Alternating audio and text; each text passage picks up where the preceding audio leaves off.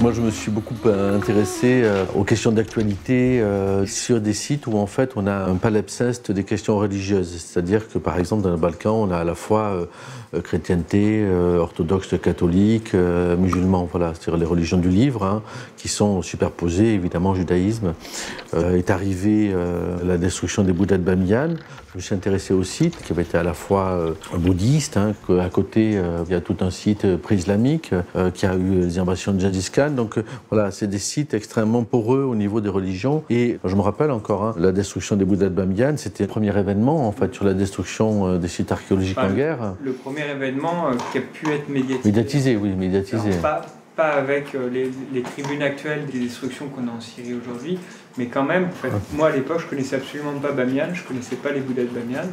Et tout d'un coup, j'ai découvert les Bouddhas de Bamiyan à travers ces images de destruction, en fait, qui étaient beaucoup plus virales et puissantes, en fait. Et puis après, il y a eu la destruction des Twin Towers, en fait, de symétrie entre la destruction de 2 sculptures géantes et deux tours géantes. Voilà, pour moi. C'est-à-dire, c'est très clair qu'ils annoncent un programme, hein, c'est-à-dire c'est un programme iconoclaste et un programme de propagande. Voilà, c'est-à-dire ce sont des gens, ils ne détruisent pas des images, ils produisent des images de la destruction. Hein, on est d'accord. Hein. Après, moi, je n'avais jamais imaginé pouvoir aller là-bas. Puis en plus, entre 2001 et puis 2016, la situation politique est devenue extrêmement tendue. Chaque fois que j'ai fait une sculpture, j'essayais d'avoir une partie très documentée, quasi scientifique sur l'histoire des images. Et donc là, j'ai posé la question à Yves, bon voilà, en quoi ma venue à Bamiyan peut être utile? Parce que venir comme ça, faire des images, je ne me sentais pas... Je voulais qu'il y ait vraiment 2 versants dans le projet. Nous, on connaît bien l'Afghanistan parce qu'on y travaille depuis une dizaine d'années. Nous, ce qu'on essaie, c'est de constituer une mémoire numérique des sites archéologiques menacés. Il y avait eu des numérisations locales qui avaient été faites, à l'intérieur des niches par exemple, mais on n'avait pas du tout de numérisation globale de toute la falaise. Et dès nos premières discussions avec Pascal, la réponse a été assez évidente, c'est aujourd'hui, ce qu'il est utile de faire, c'est une cartographie de l'ensemble de la falaise et de l'ensemble de ce réseau de grottes.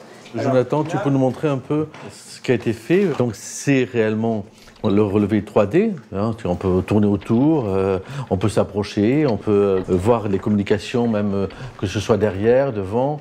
Voilà, c'est un relevé utile au niveau de la communauté scientifique. Un des projets que j'avais, c'était de faire le palimpseste des divers textes. Bon, il y avait déjà des photos de prise, mais là on a le relevé continu exact. Là, donc il y avait des fresques ici, donc les fresques ont été vivement intentionnellement noircies par du feu. Et après, effectivement, donc les talibans se sont acharnés en fait à taper leurs chaussures. Alors les fresques n'ont peut-être pas disparu, elles sont peut-être encore sous la couche dessus. Mais ce qui est intéressant, c'est aussi cette couche qui fait partie de l'histoire aussi, hein, qui est ce que l'intolérance à l'image peut produire comme nouvelle image finalement. En tout cas, moi, là où je suis content, c'est que la partie scientifique est faite, hein, et que ce relevé 3D il va être remis à la communauté scientifique. Il ne m'appartient pas, quoi, le relevé 3D, cette partie-là. Alors, c'est là où on est arrivé à une deuxième phase. Tu peux passer à l'autre image, au panoramique. Je réfléchissais. Je me suis rendu compte que ce site, c'est comme une espèce de vague arrêtée, hein, de tsunami immobile. Et ce qui m'intéressait, c'était sa planéité, sa bidimensionnalité. Et très tard, hein, je t'ai dit, il faut qu'on trouve un moyen pour avoir une empreinte frontale du site à l'échelle 1. Voilà, donc c'était un peu ma demande. C'est là où Yves, en fait, a recomposé la falaise à partir de 4000 photographies. Quand on a le fichier à l'échelle 1, on peut voir un caillou sur la falaise. Bon, alors je ne sais pas si c'est le plus gros fichier qu'on ait, celui-là. Enfin, bon, voilà, on a un piqué. Et j'ai exposé, je viens de faire une exposition à Paris. Il y a juste une petite image tirée au Palladium, donc il y a une technique très ancienne. L'image est tellement définie qu'on a l'impression d'avoir l'objet en 3 dimensions. Là, pour l'instant, c'est juste un petit tirage, et ça finira dans le travail que moi je fais à partir de cette frontalité, comme un ruban chinois, en fait, hein, comme les peintures asiatiques. Voilà. Cette image, aujourd'hui, qu'on a de la falaise, c'est un écorché, en fait.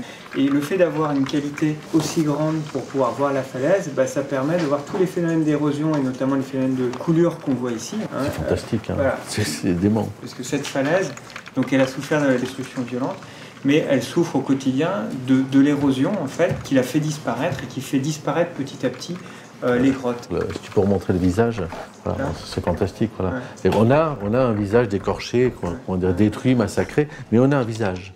Dans le Bouddha, pour moi, ils sont toujours présents à Bamiyan. D'une certaine manière, ce travail qui a été fait d'archéologie, de relevé, démontre que l'échec des talibans. Voilà.